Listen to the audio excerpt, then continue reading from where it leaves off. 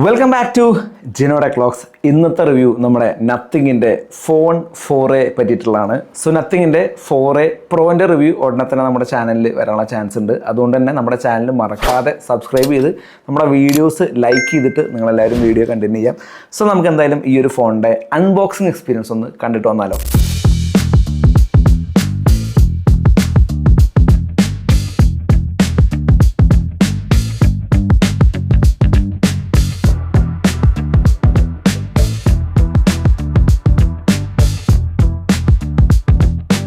ഈ നത്തിങ് കമ്പനിയുടെ ഒരു പ്രത്യേകത എന്ന് വെച്ച് കഴിഞ്ഞാൽ അവർ ഡിസൈനിങ്ങിൽ യാതൊരുവിധ കോംപ്രമൈസും നടത്താറില്ല.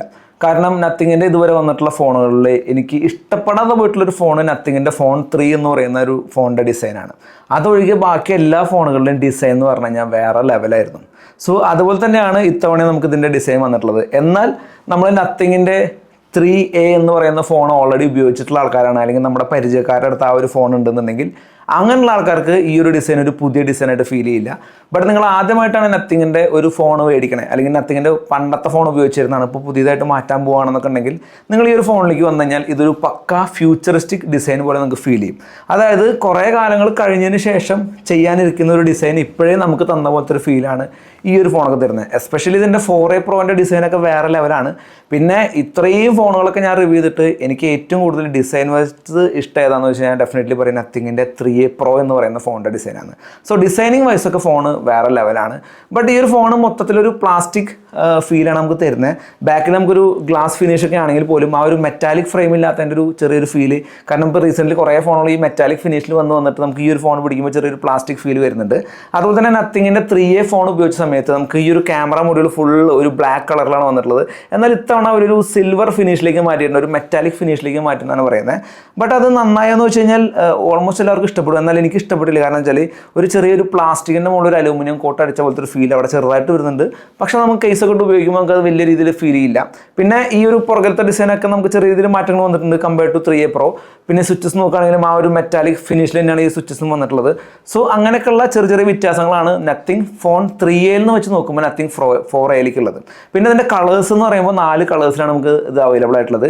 205 ഗ്രാമിൻ്റെ വെയിറ്റ് ആണ് വരുന്നത്. സോ അത്യാവശ്യം വെയിറ്റുള്ളൊരു ഫോൺ തന്നെയാണ്. നല്ല ലൈറ്റ് വെയിറ്റ് ഫോണാണെന്നുള്ളൊരു ഫീൽ നമുക്ക് കിട്ടുന്നില്ല. പിന്നെ തിക്നെസ് നോക്കുകയാണെങ്കിൽ നമുക്ക് 8.5 mm ഒരു തിക്നെസ് ആണ് വരുന്നത്. അതും കുഴപ്പമൊന്നുമില്ല ഈ ഒരു പ്രൈസ് റേഞ്ചിൽ. എന്നാൽ ഇപ്പോൾ കുറച്ചുകൂടി പ്രൈസ് കൂടുതൽ കൊടുത്തു കഴിഞ്ഞാൽ വരുന്ന ഫോണുകളിലൊക്കെ ഒരു 7.5 mm റേഞ്ചിലേക്കൊക്കെ മാറി തുടങ്ങി. കുറച്ചുകൂടി തിക്നെസ് കുറഞ്ഞ പോലെ വരുന്നത്. അത് വെച്ച് നോക്കുമ്പോൾ ഒരു പൊടിക്ക് തിക്നെസ് ഉണ്ട്. എന്നാലും ഈ ഒരു പ്രൈസ് റേഞ്ച് വെച്ച് നോക്കുമ്പോൾ തിക്നെസ് വലിയൊരു പ്രശ്നമായിട്ട് തോന്നിയില്ല. പിന്നെ നമുക്കിതിൽ വരുന്ന വേരിയൻസ് ഏതൊക്കെയാണെന്ന് വെച്ച് കഴിഞ്ഞാൽ 8GB 128, അതുപോലെ തന്നെ 8GB 256, 12GB 256 എന്ന് പറഞ്ഞിട്ടുള്ള 3 വേരിയൻസിലാണ് നമുക്ക് ഈ ഒരു ഫോൺ അവൈലബിൾ ആയിട്ടുള്ളത് കേട്ടോ. പിന്നെ പറയാനുള്ളത് ഇതിൻ്റെ റേറ്റിംഗ് നോക്കുകയാണെങ്കിൽ നമുക്ക് IP64 റേറ്റിംഗ് ഉള്ളൂ. അതുകൊണ്ട് തന്നെ നിങ്ങൾ അണ്ടർ വാട്ടർ ഫോട്ടോഗ്രാഫി അല്ലെങ്കിൽ ഫോൺ നനയ്ക്കുന്ന പരിപാടികളൊക്കെ ഒന്ന് സൂക്ഷിച്ചിട്ട് ചെയ്താൽ മതി. കാരണം അത്ര വലിയ റേറ്റിംഗ് ഇല്ല. ഇപ്പോൾ IP69K ഒക്കെ വന്നിട്ടുള്ള ഒരു സമയമാണ്. അത് വെച്ച് നോക്കുമ്പോൾ IP64 എന്ന് പറഞ്ഞാൽ കുറച്ച് ഔട്ട്ഡേറ്റഡ് ആയിട്ടുള്ള ഒരു റേറ്റിംഗ് ആയിട്ടാണ് ഫീൽ ചെയ്തത്. എന്നാലും ഡിസൈൻ വൈസും ആ ഒരു എന്താ പറയുക ബിൽഡിലൊക്കെ നമുക്ക് ആ ഒരു പ്രീമിയം ക്വാളിറ്റി ഫീൽ ചെയ്യുന്നുണ്ട്. ഈ ഒരു ഫോൺ നമ്മൾ വാങ്ങിച്ചു കഴിഞ്ഞാൽ ഒരു പ്രീമിയം ഫോൺ ഉപയോഗിക്കുന്ന പോലത്തെ ഒരു ഫീലൊക്കെ നമുക്ക് ഈ ഒരു ഫോൺ ഉപയോഗിക്കുമ്പോൾ കിട്ടൂട്ടാം. നെക്സ്റ്റ് ഡിസൈനിങ് പോലെ തന്നെ നത്തിങ് ഇമ്പോർട്ടൻസ് കൊടുക്കുന്ന ഒരു സംഭവമാണ് അവരുടെ ക്യാമറ സെഗ്മെന്റ് എന്ന് പറയുന്നത്. സോ ഇതിൻ്റെ ക്യാമറ സെഗ്മെന്റ് നോക്കുകയാണെങ്കിൽ ഒരു 3 ക്യാമറ സെറ്റപ്പാണ് റിയർ സൈഡിൽ വന്നിരിക്കുന്നത്. അതിൽ ഫസ്റ്റ് ക്യാമറ എന്ന് പറയുന്നത് 50 മെഗാപിക്സലിൻ്റെ ഒരു മെയിൻ സെൻസറാണ്. പിന്നെ 8 മെഗാപിക്സലിൻ്റെ അൾട്രാ വൈഡ്, പിന്നെ 50 മെഗാപിക്സലിൻ്റെ പെരിസ്കോപ്പിക് ലെൻസ് എന്നാണ് പറയുന്നത്. പിന്നെ ഫ്രണ്ട് ക്യാമറ നോക്കുകയാണെങ്കിൽ 32 മെഗാപിക്സലിൻ്റെ ഒരു ഫ്രണ്ട് ക്യാമറ നമുക്ക് വരുന്നുണ്ട്. സോ ഇതൊക്കെയാണ് ക്യാമറ സ്പെക്കിനെ പറ്റി പറയുന്നത്. പിന്നെ മെയിൻ ക്യാമറ നോക്കുകയാണെങ്കിലും ടെലിഫോട്ടോ ലെൻസ് നോക്കുകയാണെങ്കിലും അതിൽ OIS-ന്റെ സപ്പോർട്ട് ഉണ്ട് കേട്ടോ. ഒപ്റ്റിക്കൽ ഇമേജ് സ്റ്റെബിലൈസേഷൻ ഉള്ളത് തന്നെ നമ്മൾ കൈ ചെറിയ രീതിയിൽ ഷെയ്ക്ക് ചെയ്ത് ഫോട്ടോ എടുത്താൽ പോലും നമുക്ക് ആ ഒരു ഷെയ്ക്ക് ഫോട്ടോയിലേക്ക് കാര്യമായിട്ടൊന്നും വരില്ല. നല്ല രീതിയിൽ ഷെയ്ക്കൊക്കെ ആയ പ്രശ്നമാണ്, എന്നാൽ നോർമൽ രീതിയിലുള്ള പ്രശ്നങ്ങളൊന്നും വരില്ല. പിന്നെ ഇതിൽ ഉപയോഗിച്ചിരിക്കുന്ന പെരിസ്കോപ്പിക് ലെൻസ് അല്ലെങ്കിൽ ടെലിഫോട്ടോ ലെൻസ് എന്ന് പറയുന്നത് 50 മെഗാപിക്സലിൻ്റെ 3.5x ഒപ്റ്റിക്കൽ സൂമുള്ള ടെലിഫോട്ടോ ലെൻസാണ്. എന്നാൽ അതിൽ ഇവർ കുറച്ച് പ്രോസസ്സിംഗ് ഒക്കെ ചെയ്തതിന് ശേഷം 7x വരെ പ്രോപ്പർ ക്വാളിറ്റി കിട്ടുന്നുണ്ട്. അതേപോലെ തന്നെ ഈ ഒരു ലെൻസ് ഉപയോഗിച്ച് നമുക്ക് 70x വരെ സൂം ചെയ്യാൻ പറ്റുന്നുണ്ട് കേട്ടോ. അത് ഭയങ്കര ഒരു പോസിറ്റീവ് ആയിട്ടുള്ള കാര്യമാണ് തോന്നി. ഈ 70x എടുക്കുന്ന ഫോട്ടോസൊക്കെ നമുക്ക് എന്താണ് അവിടുത്തെ ഒബ്ജക്റ്റ് എന്ന് ഐഡന്റിഫൈ ചെയ്യാൻ പറ്റുന്നത്. അത്ര പ്രശ്നമുള്ളൊരു ഫോട്ടോസ് അല്ല വരുന്നത്. നമുക്ക് ക്യാമറയുടെ ഫോട്ടോ ആൻഡ് വീഡിയോ സാമ്പിൾസ് ഒന്ന് കണ്ടിട്ട് വരാം. ഈ ഒരു ക്വാളിറ്റിയിലായിരിക്കും നമുക്ക് ഫ്രണ്ട് ക്യാമറ ഉപയോഗിച്ചെടുക്കാൻ പറ്റുന്ന സെൽഫി ഫോട്ടോസ്. ഇനി റിയർ ക്യാമറ ഉപയോഗിച്ചെടുത്തിട്ടുള്ള ചില പോർട്രേറ്റ് ഫോട്ടോസ് കാണിക്കാം. അത്യാവശ്യം നല്ല ക്വാളിറ്റി കിട്ടുന്നുണ്ട്. ബട്ട് നത്തിങ്ങിന്റെ ആ ഒരു സ്ഥിരം അൽഗോരിതമായിട്ടുള്ള ഒരു കളർ ടോൺ ഈ ഫോട്ടോസിലെല്ലാം നിങ്ങൾക്ക് കാണാവുന്നതാണ്. 70x സൂമിൽ എടുക്കുന്ന ഫോട്ടോസൊക്കെ ഈ ഒരു ക്വാളിറ്റി ആണ് കിട്ടുക. ഇപ്പൊ നിങ്ങൾ കാണുന്ന ആ ഒരു വീഡിയോ ക്വാളിറ്റിയാണ് 4K വീഡിയോ വീഡിയോ ക്വാളിറ്റി. നമുക്ക് മെയിൻ ക്യാമറയിൽ 4K 30 FPS സപ്പോർട്ട് ഉണ്ട്. സോ 4K 60 FPS അല്ല 30 FPS ഉള്ളൂ. അപ്പോൾ അതിൻ്റേതായിട്ടുള്ള ഒരു സ്മൂത്ത്നെസ്സിൻ്റെ ഒരു ചെറിയ വ്യത്യാസം ഉണ്ടായിരിക്കും. ബാക്കി ക്ലാരിറ്റി ഡീറ്റെയിൽസൊക്കെ ഒരുവിധം കുഴപ്പമില്ല. സോ നിങ്ങൾക്ക് തന്നെ ആ ഒരു ഡൈനാമിക് റേഞ്ചും കാര്യങ്ങളൊക്കെ നോക്കാം.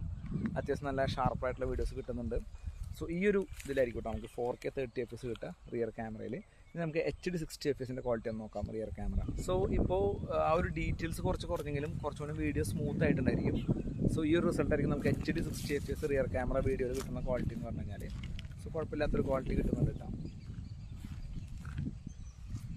സോ നത്തിങ് ഉപയോഗിക്കുന്ന ആൾക്കാർക്ക് അറിയാം, ആ നത്തിങ്ങിൻ്റെ ആ ഒരു സെയിം ആ ഒരു കളർ ടോൺ തന്നെയാണ് നമുക്കിതിലും കിട്ടുന്ന വീഡിയോയിലാണെങ്കിലും എല്ലാത്തിലാണെങ്കിലും. ആ ഒരു എന്താ പറയുക ഒരു യെല്ലോയിഷ് ഗ്രീനിഷ് കളറൊക്കെ വരുന്ന ആ ഒരു നമ്മളെ സ്കിന്നൊക്കെ അത്യാവശ്യം ബ്രൈറ്റർ ആക്കിയിട്ടുള്ള പോലത്തൊരു കളർ ടോൺ തന്നെയാണ് വരുന്നത്. Okay, very good. ഈ ഒരു ക്വാളിറ്റിയിലായിരിക്കും കേട്ടോ നമുക്ക് റിയർ ക്യാമറയിൽ വൈഡ് വീഡിയോ ഷൂട്ട് ചെയ്യാൻ പറ്റുക. വൈഡ് ക്യാമറ നമുക്ക് 8 മെഗാപിക്സലുള്ളൂ. അതുകൊണ്ട് തന്നെ 4K വീഡിയോ റെക്കോർഡിങ് നമുക്കിതിലില്ല. നമുക്ക് HD 30 FPS സപ്പോർട്ട് മാത്രമേ ഈ ഒരു ക്യാമറയിലുള്ളൂ. സോ എങ്ങനെയുണ്ട് ക്വാളിറ്റി എന്ന് നിങ്ങൾ തന്നെ നോക്കുക. അപ്പോൾ ഈ ഒരു ക്വാളിറ്റിയിലായിരിക്കും നമുക്ക് ഫ്രണ്ട് ക്യാമറയിൽ വീഡിയോ ഷൂട്ട് ചെയ്യാൻ പറ്റുക നത്തിങ് 4A. ഫ്രണ്ട് ക്യാമറയിൽ നമുക്ക് 4K സപ്പോർട്ട് ഇല്ല, പകരം നമുക്ക് HD സപ്പോർട്ട് ഉണ്ട്. HD നമുക്ക് 30 FPS അല്ലെങ്കിൽ 60 FPS പോലെ എടുക്കാൻ പറ്റും. സോ 60 FPS ഫ്രണ്ട് ക്യാമറയിൽ HD കിട്ടാന്ന് പറയുമ്പോൾ തന്നെ ഓക്കെ ആണ്. നമുക്ക് അത്യാവശ്യം സ്മൂത്ത് ആയിട്ടുള്ള വീഡിയോസ് എടുക്കാൻ പറ്റുന്നുണ്ട്. ഈ ഒരു റിസൾട്ടാണ് നമുക്ക് മൊത്തത്തിൽ കിട്ടുക. ഇനി നമുക്ക് വീഡിയോൻ്റെ സൂമിങ് ക്വാളിറ്റി ഒന്ന് ടെസ്റ്റ് ചെയ്ത് നോക്കാം. ഇപ്പോൾ വീഡിയോ നമ്മൾ 1x ഇട്ടേക്കണേ. അതേപോലെ നമുക്ക് 3.x ഷൂട്ട് ചെയ്യാൻ പറ്റും. 3.x ഷൂട്ട് ചെയ്യുമ്പോൾ ഓട്ടോമാറ്റിക്കലി നമ്മുടെ ലെൻസ് ഷിഫ്റ്റ് ആവേണ്ടതാണ്. ബട്ട് ഇവിടെ ഷിഫ്റ്റ് ആയിട്ടില്ല. ഇവിടെ എനിക്ക് തോന്നുന്നു 1x നമ്മൾ റെക്കോർഡ് ചെയ്ത് തുടങ്ങിക്കഴിഞ്ഞാൽ പിന്നെ 3x ആണെങ്കിലും ഷിഫ്റ്റ് ആവുന്നില്ല ലെൻസ്. അങ്ങനെ നമുക്ക് സൂം ചെയ്ത് പോവാം. സൂം ചെയ്ത് പോകുമ്പോൾ നമുക്ക് 7x വരെ സൂമിങ് കിട്ടുന്നുള്ളൂ കേട്ടോ. ഇതാണ് ഒരു സൂമിങ് ഓപ്ഷൻ ഉള്ളത്. ഇനി സെക്കൻഡ് സൂമിങ് ഓപ്ഷൻ ഞാൻ കാണിച്ചു തരാം. അതെന്താ വേണ്ടത് വെച്ചാൽ ആദ്യമേ നമ്മൾ ടെലിഫോട്ടോ ലെൻസിലിട്ട് വീഡിയോ സ്റ്റാർട്ട് ചെയ്യണം. ഇപ്പോൾ നിങ്ങൾ കാണുന്നത് ടെലിഫോട്ടോ ലെൻസ്, അതായത് 3.5x ഒരു വീഡിയോ ക്വാളിറ്റിയാണ്. കിടലിനാണ് കുറച്ചുകൂടി സൂംഡ് ആയിട്ടുള്ള പോലത്തെ ഒരു ക്വാളിറ്റിയാണ്. ഇവിടെ നമുക്ക് HD 60 FPS കിട്ടും. അതുപോലെ തന്നെ 4K 30 FPS കിട്ടും. അത്യാവശ്യം നല്ല കിടലിന് ഡീറ്റെയിൽസ് ഉണ്ട്. നമ്മൾ HD 60 FPS എടുക്കുന്നത്. നമുക്ക് മാക്സിമം സൂമിങ് 20x ആണ് വരുന്നത്. സോ 20x എന്ന് പറയുമ്പോൾ ഇതുപോലെ ഇരിക്കുക ഏകദേശം. കണ്ടോ ഗൈസ് ബൈക്ക് പോയത്. ഈ ഒരു സൂമിങ് ക്വാളിറ്റിയാണ് നമുക്ക് കിട്ടുക കേട്ടോ. ഓക്കെ, ഇനിയാണ് ഈ ഒരു ഫോണിൻ്റെ പെർഫോമൻസിനെ പറ്റി സംസാരിക്കാനുള്ളത്. ഈ ഒരു ഫോണിൻ്റെ പെർഫോമൻസിനെ പറ്റി സംസാരിക്കുമ്പോൾ ഇതിൽ വന്നിട്ടുള്ളത് സ്നാപ്ഡ്രാഗൻ്റെ 7S Gen 4 ആണ്. നോർമൽ 7 Gen 4 അല്ല, 7S Gen 4 ആണ്. അത്യാവശ്യം നല്ല കിടിലൻ പെർഫോമൻസ് കിട്ടുന്നുണ്ട്. അതിൻ്റെ മെയിൻ കാര്യം നമ്മൾ BGMI കളിക്കുന്ന സമയത്ത് നമുക്ക് അതിൽ 120 FPS ഫ്രെയിം റേറ്റ് കിട്ടുന്നുണ്ട്. അത് സ്മൂത്താണ്. അത് നമ്മുടെ എന്താ പറയുക മറ്റേ സ്മൂത്ത് ഗ്രാഫിക്സ് ഇട്ട് കളിക്കുമ്പോഴാണ് ഉള്ളത്. എന്നാലും അത് 120 FPS കിട്ടുന്നുണ്ട്. സൂപ്പർ സ്മൂത്താണ്. ഗെയിമിംഗ് എക്സ്പീരിയൻസ് ഒക്കെ വേറെ ലെവലാണ്. അത് ഞാൻ നേരിട്ട് കളിച്ച എക്സ്പീരിയൻസ് ചെയ്യുന്ന കാര്യമായിട്ടാണ് ഞാൻ പറയണത്. സോ നിങ്ങളൊരു ഗെയിമിങ്ങിനൊരു ഫോൺ നോക്കുകയാണെങ്കിലും ഈ ഒരു ഫോൺ അത്യാവശ്യം സെറ്റാണെന്നാണ് എനിക്ക് തോന്നുന്നത്. ബട്ട് ഈ ഒരു പെർഫോമൻസ് എത്ര കാലത്തേക്ക് കിട്ടുന്നുള്ളത് അത് ഉപയോഗിച്ച് നോക്കിയാൽ തന്നെ അറിയാൻ പറ്റുള്ളൂ. നമുക്കിപ്പോൾ പുതിയ ഫോണാണ് ഇപ്പോൾ ഉപയോഗിച്ചപ്പോൾ ഇപ്പോഴത്തെ ലെവലിൽ വേറെ ലെവൽ പെർഫോമൻസ് ആണ്. പക്കാ സ്മൂത്താണ്, ഒന്നും പറയാനില്ല. പിന്നെ ഗ്രാഫിക്സ് കുറച്ച് കയറ്റിയിട്ടാൽ പോലും അത്യാവശ്യം നല്ല രീതിയിൽ വർക്ക് ചെയ്യുന്നുണ്ട്. ഈ ഒരു 7S Gen 4 എന്ന് പറയുമ്പോൾ 1.2 മില്യൺ ANTUTU സ്കോറൊക്കെ ഉള്ള പ്രോസറാണ്. നമ്മൾ അങ്ങനെ അണ്ടർ എസ്റ്റിമേറ്റ് ചെയ്യാൻ പാടില്ല. അത്യാവശ്യം പെർഫോമൻസ് ഉള്ള ഒരു ചിപ്സെറ്റ് ആണ് 7 സീരീസ് ആണെങ്കിൽ പോലും. അതായത് നമ്മുടെ 8 സീരീസിൻ്റെ ബേസിക് മോഡൽസ് ഒക്കെ നോക്കണേക്കാൾ നല്ലത് ഈ ഒരു സാധനം നോക്കുകയാണെങ്കിൽ കുറച്ചുകൂടി ലേറ്റസ്റ്റ് ചിപ്സെറ്റും ആണ്. അത്യാവശ്യം നല്ല പെർഫോമൻസും കിട്ടുന്നുണ്ട്. പിന്നെ ഇതിൽ അഡ്രിനോൻ്റെ 810 എന്ന് പറഞ്ഞിട്ടുള്ള ഗ്രാഫിക്സ് ആണ് വന്നിട്ടുള്ളത്. ഈ അഡ്രിനോൻ്റെ 800 സീരീസ് ഒക്കെ വരുന്നത് സാധാരണ സ്നാപ്ഡ്രാഗൻ്റെ 8 സീരീസ് വരുന്ന സമയത്താണ്. എന്നാൽ ഇവർ 7 സീരീസ് ഉപയോഗിച്ചിട്ട് ഉണ്ടെങ്കിൽ പോലും ഉള്ളതെന്നുണ്ടെങ്കിലും അതിൽ നമുക്ക് അഡ്രിനോൻ്റെ 810 എന്ന് പറഞ്ഞ ഗ്രാഫിക്സ് ഉപയോഗിച്ചിട്ടുണ്ട്. അതിന് കാരണം എന്താണ്? ഈ പറഞ്ഞ 7S Gen 4 അത്രയും പവർഫുൾ ആയതുകൊണ്ടാണ്. ഇതൊരു മിഡ് റേഞ്ച് പവർഫുൾ ചിപ്സെറ്റാന്ന് പറയേണ്ടി വരും. അതായത് എല്ലാത്തിനും പറ്റുന്ന ഒരു മിഡ് റേഞ്ച് ചിപ്സെറ്റാണ്.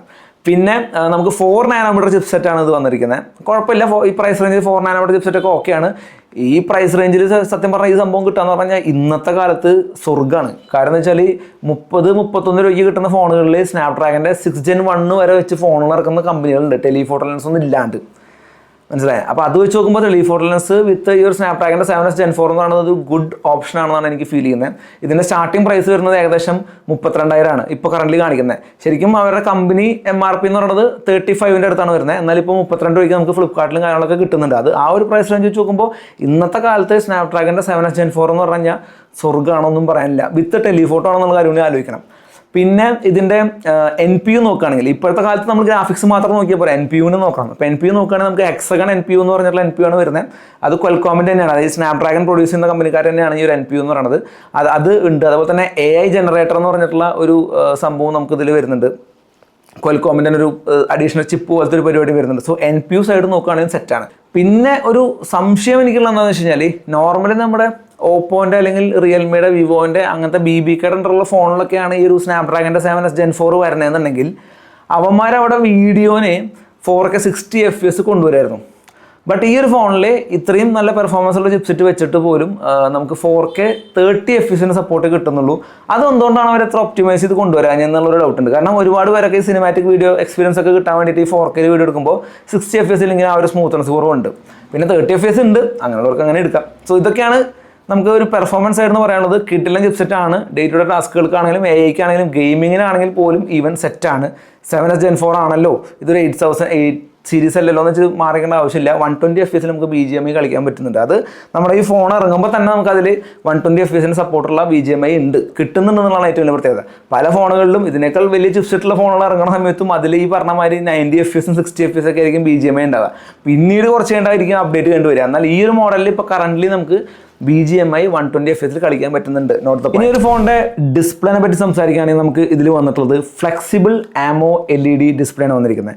എന്തുകൊണ്ടാണ് ഈ ഒരു ഫ്ലെക്സിബിൾ AMO LED ഡിസ്പ്ലേ ഇതിൽ ഉപയോഗിക്കണമെന്ന് പറഞ്ഞു കഴിഞ്ഞാൽ, നമുക്കറിയാം നമ്മുടെ ഫോൾഡബിൾ പോലെയുള്ള പരിപാടികളിലൊക്കെയാണ് കൂടുതലും ഈ ഒരു ഫ്ലെക്സിബിൾ AMO LED ഡിസ്പ്ലേകളുടെ പ്രസൻസ് നമ്മൾ കാണാറുള്ളത്. അപ്പോൾ ഇതിലെന്തുകൊണ്ടാണ് ഉപയോഗിച്ചതെന്ന് വെച്ച് കഴിഞ്ഞാൽ, ഞാൻ കുറച്ച് റിസർച്ചൊക്കെ നടത്തിയപ്പോൾ എനിക്ക് മനസ്സിലായത് ഈ ഒരു flexible AMO LED display comparatively തിന്നറാണ്, ഭയങ്കര സ്ലിം ആണ്.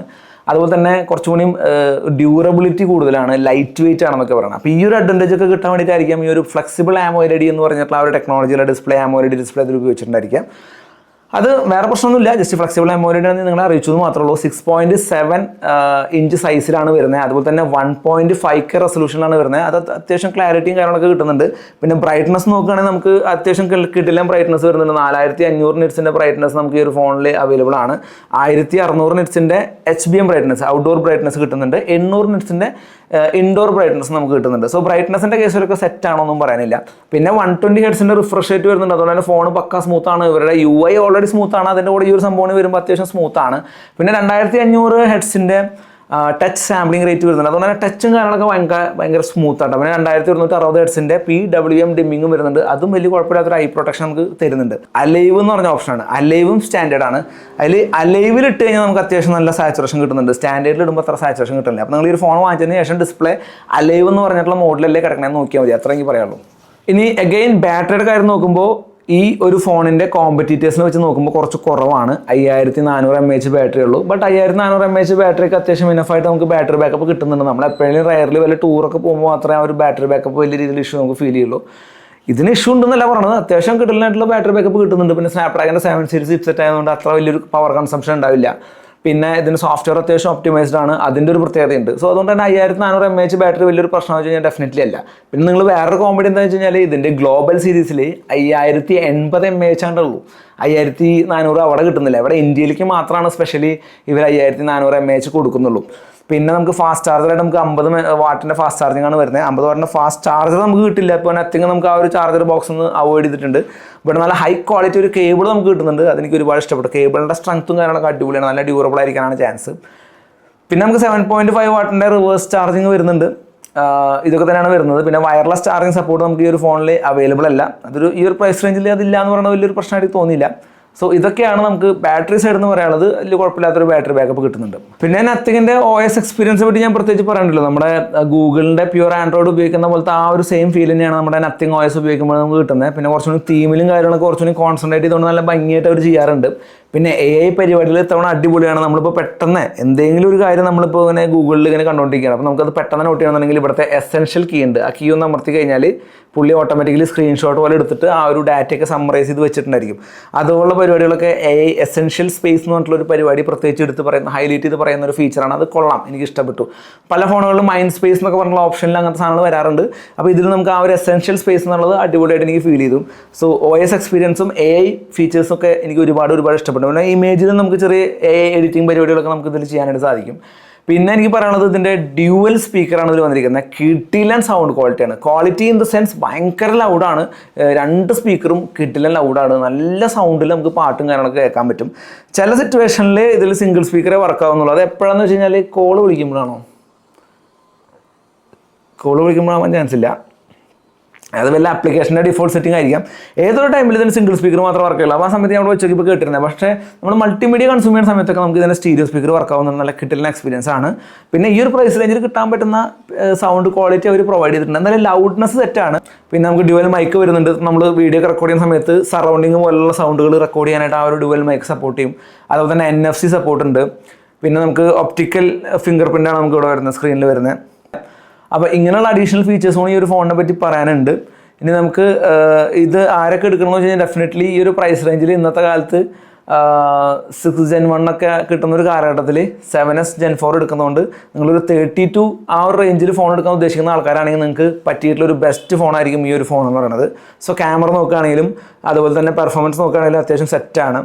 പിന്നെ ഈ ഒരു പ്രൈസ് റേഞ്ചിൽ ഇപ്പോൾ സ്നാപ്ഡ്രാഗൻ്റെ 8 സീരീസ് ഒക്കെ വെച്ച് വരുന്ന ഫോണുകളുണ്ട്. പക്ഷേ ആ ഫോണുകളിലൊക്കെ മിക്കതും സിംഗിൾ ക്യാമറ മാത്രമായിരിക്കും, പിന്നെ ഒരു അൾട്രാ വൈഡ് ആയിരിക്കും ഉണ്ടാവുക. ബട്ട് ഇതിൽ സിംഗിൾ ക്യാമറ, അൾട്രാ വൈഡും ടെലിഫോട്ടോ ഉണ്ട്.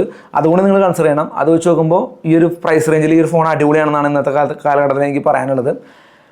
പിന്നെ സോ അതാണ് ഞാൻ പറഞ്ഞത്, ഒരു 30 to 35 റേഞ്ചിൽ ഫോൺ നോക്കുന്ന ആൾക്കാരാണെങ്കിൽ നിങ്ങൾക്ക് ഡെഫിനറ്റ്ലി ഇത് എടുക്കാവുന്നൊരു ഫോണാണ്. കാരണം നമ്മുടെ നത്തിങ്ങിൻ്റെ 3 ആണെങ്കിൽ അത്യാവശ്യം ഹിറ്റായിരുന്നു. കുറേ ആൾക്കാർ ഇത് ഉപയോഗിക്കുന്നത് ഞാൻ കണ്ടിട്ടുണ്ട്. ഇപ്പോൾ എൻ്റെ കോളേജിലൊക്കെ നോക്കുകയാണെങ്കിൽ ഒരുപാട് സാർമാരുടെ അടുത്തും ഒരുപാട് പിള്ളേരുടെ അടുത്തൊക്കെ നമ്മൾ ഈ ഒരു ആ നത്തിങ്ങിൻ്റെ ഫോൺ 3A എന്ന് പറയുന്ന ഫോൺ ഒരുപാട് കാണാറുണ്ട്. പിന്നെ റയർലി 3A Pro ആണെങ്കിലും അത്യാവശ്യം ഞാൻ കണ്ടിട്ടുള്ളൊരു ഫോണാണ്. കാരണം ഡിസൈൻ വൈസ് അടിപൊളിയാണല്ലോ. എപ്പോഴും നമ്മൾ പെട്ടെന്ന് സ്ട്രൈക്ക് ചെയ്യും, ഇത് നത്തിങ്ങിൻ്റെ ഫോണാണെന്നുള്ള സ്ട്രൈക്ക് ചെയ്യും. സോ അങ്ങനെയൊക്കെ അടിപൊളിയാണ്. സോ ഈ ഒരു പ്രൈസ് റേഞ്ചിൽ ഫോൺ നോക്കുന്ന ഒരാളാണെങ്കിൽ നിങ്ങൾക്ക് എടുക്കാൻ പറ്റിയിട്ടുള്ള നല്ല ഓപ്ഷനാണ് നത്തിങ്ങിൻ്റെ എന്ന് പറയുന്നത്. പിന്നെ നത്തിങ്ങിൻ്റെ സർവീസും കാര്യങ്ങളൊക്കെ കുറച്ചുകൂടി ഇമ്പ്രൂവ് ആക്കിയിട്ടുണ്ടെന്നാണ് അവരുടെ മൊത്തത്തിലുള്ള ആഡിലും കാര്യങ്ങളൊക്കെ അവർ പബ്ലിഷ് ചെയ്തിട്ടുണ്ടിരിക്കുന്നത്. അവരുടെ കംപ്ലയിൻസ് ഒക്കെ 98% ഇത്രയും സമയത്തിനുള്ളിൽ തീർന്നൊക്കെയാണ് പറയണത്. ഫോണിൻ്റെ കൊടുത്തിട്ടുള്ള ഫീച്ചേഴ്സ് ആണെങ്കിലും ഡിസൈൻ ആണെങ്കിലും ക്യാമറ ആണെങ്കിലും ഒക്കെ അത്യാവശ്യം നമുക്ക് സാറ്റിസ്ഫൈങ് ആയിട്ടുള്ള റിസൾട്ടുകൾ തരുന്നുണ്ട്. ഇനി കമ്പാരിറ്റീവ്ലി ഈ ഒരു ഫോണിൻ്റെ കേസിൽ എനിക്ക് തോന്നിയിട്ടുള്ള ചില നെഗറ്റീവ് സൈഡ്സ് എന്തൊക്കെയാണെന്ന് വെച്ച് കഴിഞ്ഞാൽ 4K 60 FPS സപ്പോർട്ടില്ല. സ്നാപ്ഡ്രാഗൻ്റെ 7S Gen 4 chipset വരുന്ന മറ്റ് ഫോണുകളിൽ മറ്റ് കമ്പനിക്കാർ 4K 60 FPS കൊടുക്കാറുണ്ട്. അതേപോലെ ഇവർ 4K 60 FPS ഒപ്റ്റിമൈസ് ചെയ്ത് കൊടുക്കണമായിരുന്നു. പകരം നമുക്ക് 4K 30 FPS വരുന്നുള്ളൂ. ബട്ട് നിങ്ങൾ വലിയ രീതിയിൽ വീഡിയോ എടുക്കുന്ന ആളെന്നല്ല, നിങ്ങൾ അങ്ങനെ അൾട്രാ ലെവലിൽ വീഡിയോ എടുക്കുന്ന ആൾക്കാരെന്നല്ല എന്നുണ്ടെങ്കിൽ ഈ ഒരു 4K 30 FPS അല്ലെങ്കിൽ HD 60 FPS തന്നെ ധാരാളമാണ്. അത് ഈ പ്രൈസ് റേഞ്ചിൽ ഫോൺ നോക്കുന്ന ആൾക്കാരൊക്കെ, നമ്മൾ പിള്ളേരൊക്കെ ആണെങ്കിൽ കൂടുതലും വീഡിയോ ഫോക്കസ് ചെയ്യും. അല്ലാതെ ഇപ്പോൾ നമ്മളിപ്പോൾ എന്താ പറയുക, നമുക്കൊരു 31 റേഞ്ചിലൊക്കെ ഫോൺ നോക്കുന്ന ആൾക്കാർ ആ ഒരു വീഡിയോനൊന്നും വലിയ രീതിയിൽ കോൺസെൻട്രേറ്റ് ചെയ്ത ആൾക്കാരാവാനാണ് ചാൻസ്. അങ്ങനെയൊക്കെ ഉള്ളവർക്ക് കുഴപ്പമൊന്നുമില്ല, വീഡിയോ സെറ്റാണ്. പിന്നെ കുറച്ചുകൂടി ഫാസ്റ്റർ ആയിട്ടുള്ള ഒരു ഫാസ്റ്റ് ചാർജിങ് സെറ്റപ്പ് ഇതിൽ കൊടുക്കായിരുന്നു. ഒരു 80 വാട്ടിനൊക്കെ ഫാസ്റ്റ് ചാർജിങ് ഇപ്പോൾ എല്ലാ ഫോണുകളും ആ ഒരു ലോ റേഞ്ച് സെഗ്മെൻ്റ് ആണെങ്കിലൊക്കെ വരാറുണ്ട്. അതൊന്ന് കുറച്ച് ഇമ്പ്രൂവ് ആയിട്ട് കൊടുക്കായിരുന്നു. അല്ലെങ്കിൽ ഈ ഒരു 50 വാട്ടിൻ്റെ ചാർജറെങ്കിലും ഈ ഒരു ബോക്സിൽ കൊടുക്കായിരുന്നു എന്ന് എനിക്ക് തോന്നി. പിന്നെ വയർലെസ് ചാർജർ ഇല്ല, അത് വലിയ ആവശ്യമായിട്ട് എനിക്ക് തോന്നുന്നില്ല. ഈ ഒരു പ്രൈസ് റേഞ്ചിൽ ഫോൺ എടുക്കുന്ന ആൾക്കാരൊന്നും വയർലെസ് ചാർജിങ് വെച്ച് ചാർജ് ചെയ്യാൻ പറ്റുന്ന അല്ലെങ്കിൽ അങ്ങനെ ആലോചിക്കുന്ന ആൾക്കാരാവാൻ ചാൻസ് ഇല്ല. അതുകൊണ്ട് തന്നെ അത് വലിയൊരു പ്രശ്നം എനിക്ക് തോന്നിയില്ല. ഉണ്ടാവട്ടെ, ഇല്ല എന്നല്ല പറഞ്ഞത്. എന്നാലും എന്നെ സംബന്ധിച്ച് വലിയ പ്രശ്നമില്ല. ഞാൻ വയർലെസ് ചാർജ് ചെയ്യുന്നില്ല, ഞാൻ നോർമൽ ചാർജിങ്ങിലാണ് ഉപയോഗിക്കുക. സോ അത് എനിക്ക് വലിയ പ്രശ്നമായിട്ട് തോന്നിയില്ല. പിന്നെ ഏറ്റവും പ്രധാനമായിട്ട് പറയാനുള്ളത്, ഇതിന് ഗ്ലിഫ് ലൈറ്റിംഗ് സെറ്റപ്പ് വരുന്നുണ്ട് കേട്ടോ. അത് ഞാൻ തുടക്കത്തിലേ എടുത്ത് പറയാമെന്ന് വെച്ച് കഴിഞ്ഞാൽ ഗ്ലിഫ് ലൈറ്റിംഗ് സെറ്റപ്പ് പതുക്കെ മാറ്റിയിട്ട് ഒരു സ്ട്രിപ്പ് പോലെയാണ് കൊടുത്തിരിക്കുന്നത്. ഞാൻ നിങ്ങൾക്ക് കാണിച്ചു തരാം. ഒരു സ്ട്രിപ്പ് പോലെയാണ് ഇത്തവണ നമുക്ക് ഗ്ലിഫ് ലൈറ്റിംഗ് പരിപാടികൾ വന്നിട്ടുള്ളത്. കാണുന്നില്ലേ? ഇത് കാണുന്നു ഈ സൈഡിൽ, ഇതാണ് ആ ഒരു സെറ്റപ്പ്. ഇത് നമുക്ക് പല രീതിയിൽ പല ഡിസൈനിലൊക്കെ അങ്ങനെ മാറി കളിക്കും. ഫോൺ ബെല്ലടിക്കുമ്പോഴോ അല്ലെങ്കിൽ മെസ്സേജ് വരുമ്പോഴൊക്കെ നമുക്ക് അങ്ങനെ അലർട്ട് സെറ്റ് ചെയ്യാൻ പറ്റും. എന്നാൽ അത് മറ്റേൻ്റെ അത്ര എഫക്റ്റീവായിട്ട് എനിക്ക് ഫീൽ ചെയ്തില്ല. കഴിഞ്ഞ ഏറ്റവും ആദ്യം വന്നിട്ടുള്ള നത്തിങ്ങിൻ്റെ അല്ലെങ്കിൽ നത്തിങ് 3A Proയിലൊക്കെ വന്നിരിക്കുന്ന പോലത്തെ ഒരു ലൈറ്റിംഗ് ആണെങ്കിൽ കുറച്ച് രസമായിരുന്നു. സോ ആ ഒരു പരിപാടി ഒരു വെറൈറ്റി തന്നെയാണ് നത്തിങ്ങിനെ പറ്റിയിട്ട്. അവർ വിട്ടിട്ടില്ല കംപ്ലീറ്റ് ആയിട്ട്.